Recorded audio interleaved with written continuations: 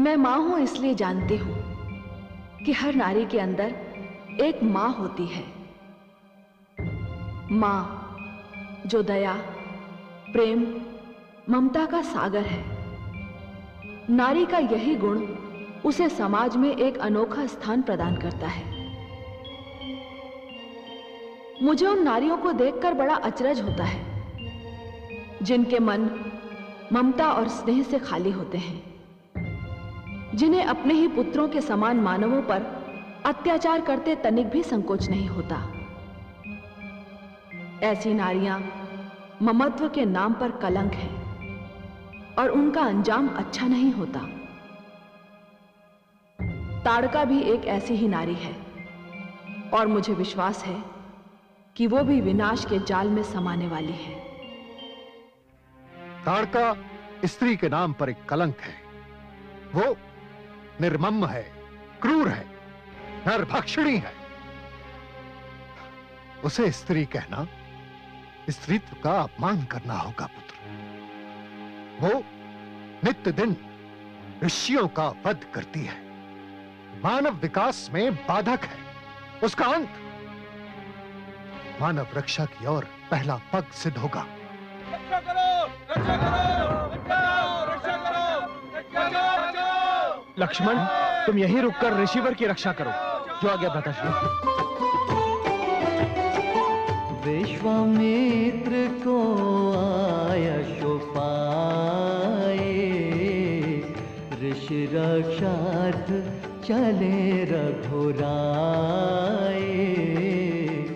देवी ताड़का छल बल नाना, श्री रघुवीर बाण संधाना।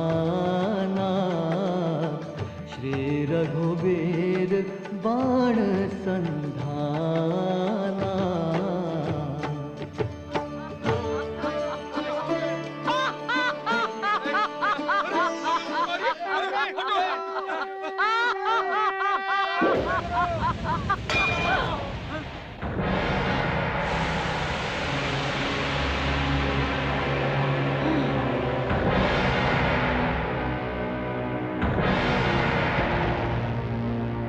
कौन हो तुम? मैं राम हूं। तुम कोई भी हो, देखने में बहुत सुंदर और कोमल लगते हो। मैं इन बुढ़े ऋषियों का मांस खाते खाते खींच उठी हूँ। तुम्हारा मांस बड़ा ही स्वादिष्ट और कोमल होगा।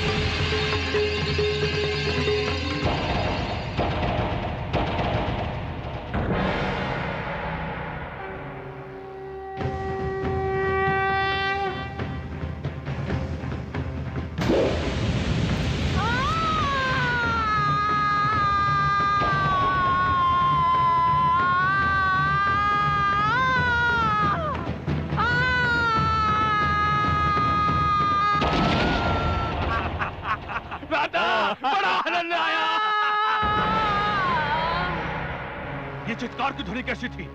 कहीं हमारी माताश्री पर कोई संकट तो नहीं आ गया?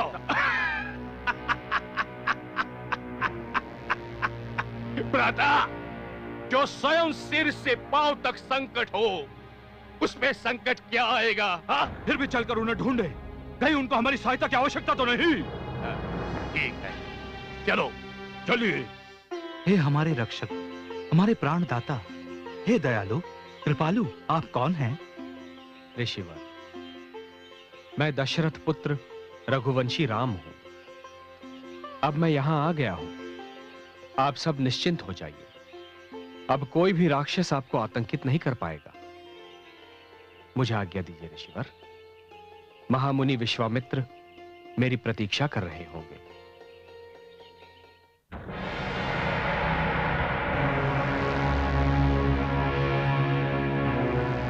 माताएं!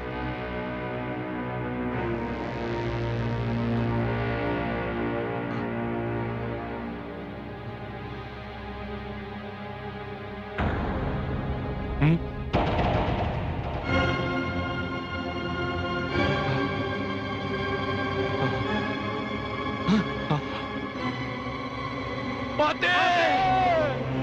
माते! माते! माते! माते! माते!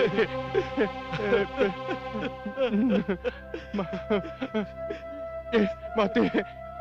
ये क्या हुआ माते? ये क्या अनर्थ हो गया माते? माते! हाँ माते! क्या हो गया? जिसका नाम सुनकर भी शत्रु कांप उठे थे, उसकी ये दशा। किस दुष्ट ने ये साहस किया है माते? भ्राता, हो ना हो ये विश्वामित्र का कार्य है। नहीं भ्राता, उसमें इतना साहस नहीं कि वो हमारी माता के समीप भी आ सके। उसे अवश्य किसी की सहायता मिल गई है। किसकी सहायता भ्राताश्री? यही तो पता लगाना है। तुम विश्वामित्र के आश्रम पर आक्रमण कर दो और जो भी उसकी सहायता कर रहा है उसे समाप्त कर दो। मैं माता का अंतिम संस्कार करके वहीं पहुंचता हूं। जाओ, शीघ्र चले जाओ। जाओ।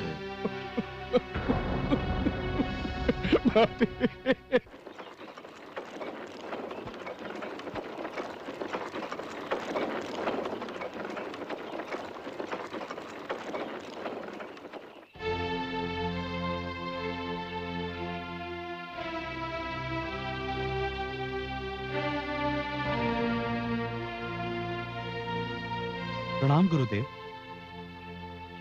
ऋषिगण, आप लोगों के दुख के दिन अब बीत गए। रघुकुल के ये दो कुमार राम एवं लक्ष्मण आपके संकट के निवारण के लिए आ गए। राम ने ताड़का के यूं टुकड़े टुकड़े कर दिए जैसे कोई मिट्टी के खिलौने को तोड़ता है। हे राम, आप आगे तो पाप का अंत अवश्य है। जहां आप है वहां पाप कैसे ठहर सकता है? हे वत्स, यहां इसलिए लाया हूं कि मैं तुम्हें एक विशेष आशीर्वाद दे सकूं।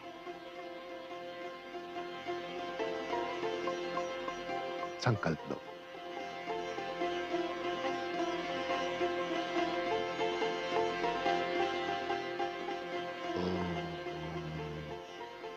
हे रामचंद्र, बला एवं अति बला की शक्ति से तुम्हें यह वरदान होगा कि तुम कई कई मास अन्न और जल के बिना रह सकोगे।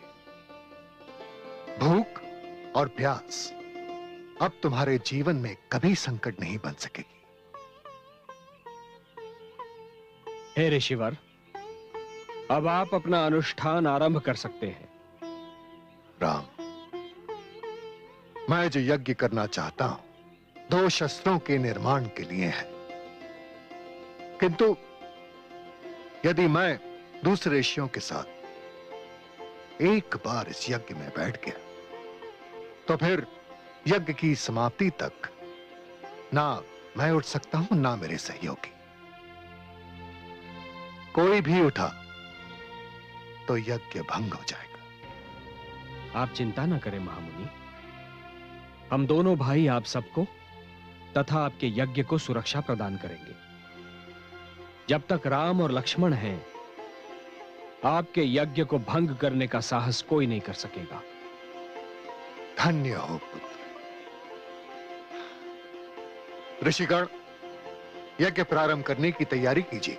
जो आज्ञा गुरुदेव।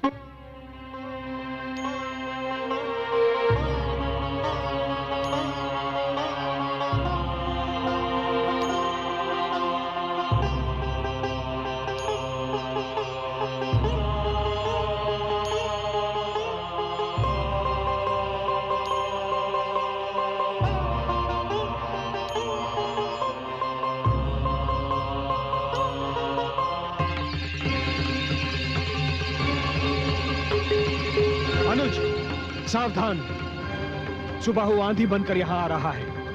ध्यान रहे, यज्ञ में कोई भी बाधा ना आने पाए। जो आज्ञा।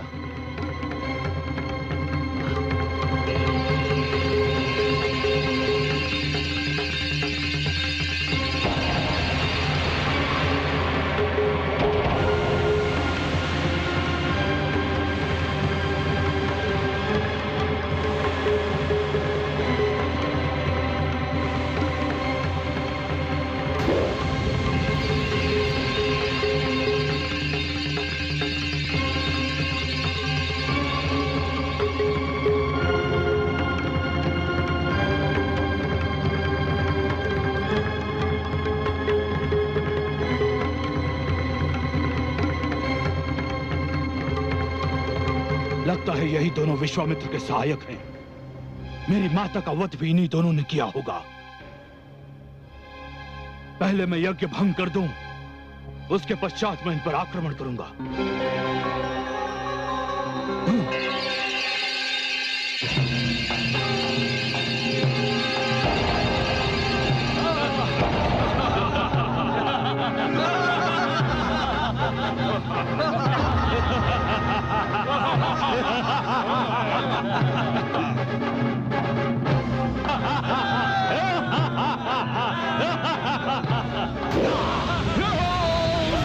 तो विश्वामित्र तुम दोनों को अपनी सहायता के लिए लेकर आया है, राक्षसों से बैर। सुबाहु, मुझे राक्षसों से कोई बैर नहीं है, किंतु मैं साधु सज्जनों और असहाय व्यक्तियों से भी प्रेम करता हूं। मैं तुम्हें भी मारना नहीं चाहता सुबाहु। मेरा परामर्श है कि अपने प्राण लेकर यहां से वापस लौट जाओ। आज तक किसी में इतना साहस नहीं हुआ कि सुबाहु को लौट जाने का परामर्श दे, और तुम भी जान लो कि तुम अंतिम बार किसी को परामर्श दे रहे हो। तुमने मेरी माता का वध किया है, मैं तुम्हें जीवित नहीं छोड़ूंगा।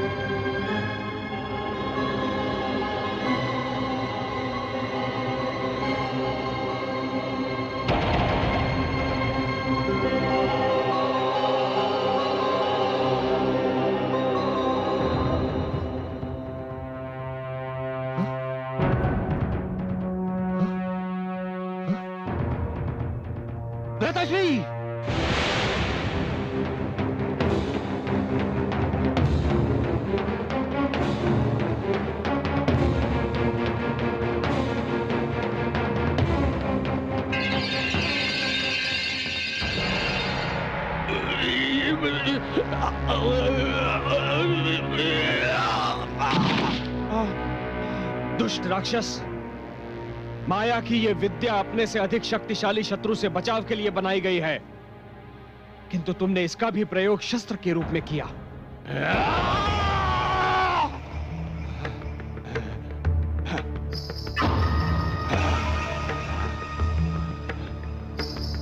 मैं बारीच हूं, बारीच। तुमने पहले मेरी माता तारका का वध किया, फिर मेरे भ्राता सुबाहु का। मैं तुम्हारा वध किए बिना यहां से नहीं जाऊंगा। काल तुम्हारे सिर पर खड़ा है मारीच। जिस प्रकार तुम लोगों ने ऋषियों और तपस्वियों का रक्त बहाया है, तुम मेरी भी दया के पात्र नहीं हो। किंतु फिर भी मैं तुम्हारा वध नहीं करूंगा, क्योंकि यदि तुम मर गए तो तुम्हारे स्वामी लंकापति रावण को यह सूचना कौन देगा कि अब यह क्षेत्र उसके आतंक से मुक्त हो गया है। जाओ, उसे जाकर कहो कि अब यह क्षेत्र रघुवंशियों की रक्षा में है। हाँ? तू मुझे लंकेश रावण के पास भेजेगा? हाँ? देख मैं तुझे कैसे यमलोक पहुंचा देता हूं।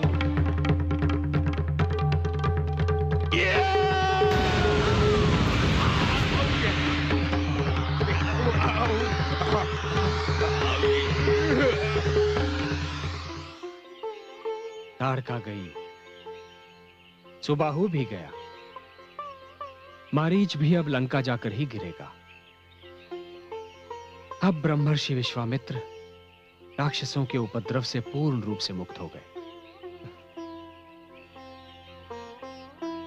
भ्राताश्री, आप जाकर यज्ञ में भाग लें। मैं यहां पहरे पर रहता हूं। नहीं अनुज, अब उसकी आवश्यकता नहीं है। चलो।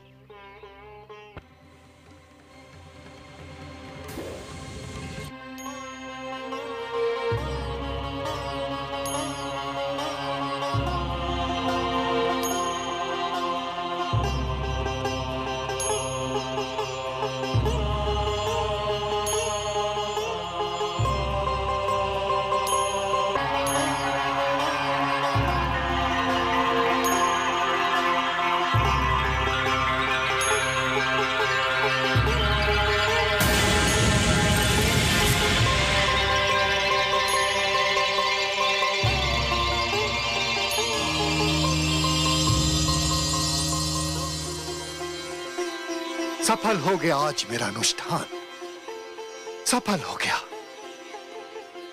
मुझे उस पापी के विनाश के लिए महाअस्त्र प्राप्त हो गया। वत्सराम, आज वर्षों बाद मेरी साधना सफल हो गई। गुरुदेव, बधाई हो। आज से ये क्षेत्र भी राक्षसों के आतंक से पूर्ण रूप से मुक्त हो गया। ताड़का और सुबाहु मृत्युलोक चले गए तथा मारीच लंका चला गया। हे राम, ये सब तुम्हारे आगमन से संभव हो पाया है।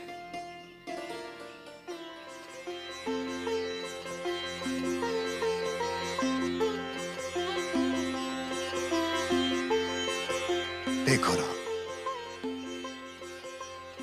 मेरी वर्षों की तपस्या का फल, मेरी साधना का उत्तर।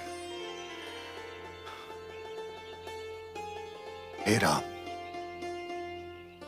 ये बाण एवं धनुष विनाश के महाअस्त्र है। इनसे संपूर्ण राक्षस जाति का विनाश होगा। मानवता की रक्षा के लिए दानवता का विनाश आवश्यक है। इसलिए मैं यह अमोघ शक्ति तुम्हें प्रदान करना चाहता हूं, क्योंकि ये संहार करने वाले बाण किसी ऐसे व्यक्ति को नहीं दिए जा सकते जो अपने स्वार्थ के लिए इनका उपयोग करे। तुम राम हो, स्वार्थ से परे हो।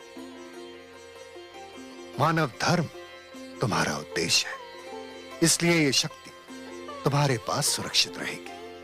और मुझे विश्वास है कि समय आने पर तुम इसका सदुपयोग करोगे।